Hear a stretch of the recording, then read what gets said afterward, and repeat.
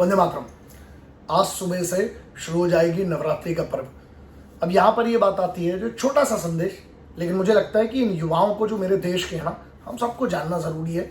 और हम सबको एक, जैसे माँ, क्यों माँ इम्पोर्टेंट है उस पर बात नहीं करते, क्योंकि माँ यार बगैर माँ के जननी है।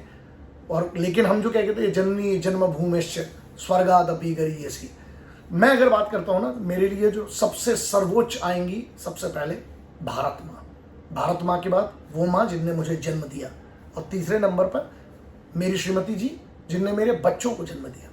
अब बात यहाँ पर क्या आती है कि आपको सबसे पहले माँ को चुनना है। कैसे माँ को चुनना है हम नहीं चुन सकते, लेकिन इष्ट माँ को चुनना है। जैसे अगर हम भारत को सर्वोपरि मानते हैं, सबसे पहले मानते हैं, अब आप क्या कर सकते हैं कि आप, हमारी 9 देवियां हैं।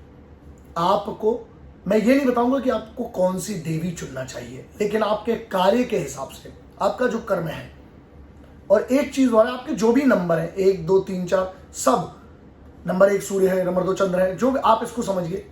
और अगर अपने ऊपर ना, पहले अपने आप को जानिए। अगर इस पूरी नवरात्रि में आप देखिए, उपवास अपनी अपनी क्षमता की बात है, अपनी अपनी सामर्थ्य और अपने अपने काम की बात है। मान लीजिए किसी का ऐसा काम है जहां पर उसको नहीं रह सकता, फिजिकल एक्टिविटी करना है, तो वहां पर वो उपवास नहीं कर सकता है।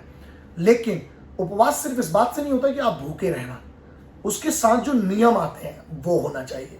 दूसरा एक छोटा सा पॉइंट है कि आपका जो भी कर्म है उस हिसाब से एक इष्ट देवी होती है, ठीक है।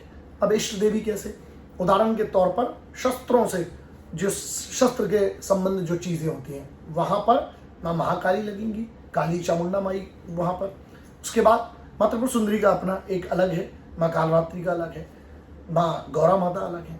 तो हमें क्या, आपका जो कर्म है उस कर्म के अनुसार आप अपनी इष्ट देवी चुन लीजिए। और यदि आप चुनते हैं, आज आपकी उम्र कम होगी, जो युवाओं की मैं बात कर रहा हूँ, और मैं हमेशा कहता हूँ, लोग कहते हैं ना कि भरोसा नहीं है, कुछ लोग ऐसे कहते हैं कि उनको धर्म पर भरोसा नहीं है।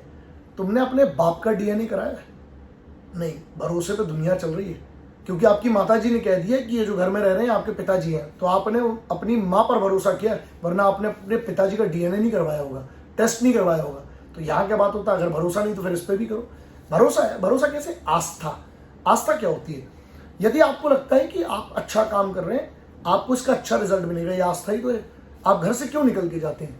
आप इसलिए निकल के जाते हैं कि आपको लगता है आप जहां पर जा रहे हैं वो एक काम जो आप कर रहे हैं उसके प्रति आपकी आस्था होगी, आपका फेथ होना जरूरी है।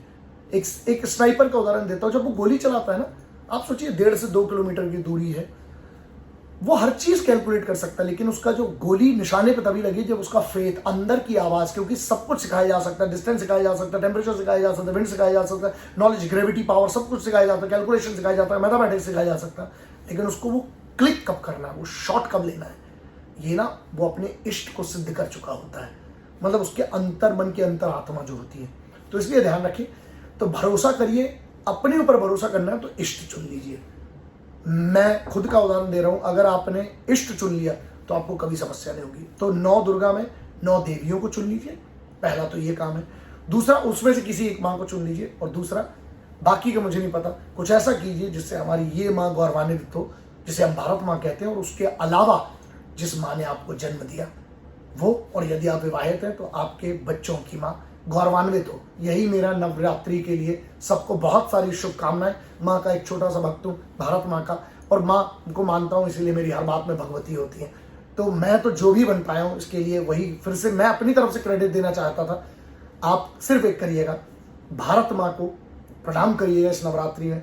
अपनी माँ जिसने आपको जन्म दिया उसको दुखी मत कीजिएगा, जाकर उससे माफ़ी मांग लीजिएगा अगर कोई गलती होती है। तीसरा, यदि आप विवाहित हैं तो अपनी पत्नी से प्रणाम करिएगा, उसको, उनसे भी आपके कई बार क्रोध में हो जाता, तो अगर हम सिर्फ इतना माफ़ी मांग लें बहुत सारी चीज़ें सुधर जाएंगी। जय हिंद, वंदे मातरम, इंकलाब जिंदाबाद, भारत माता की जय।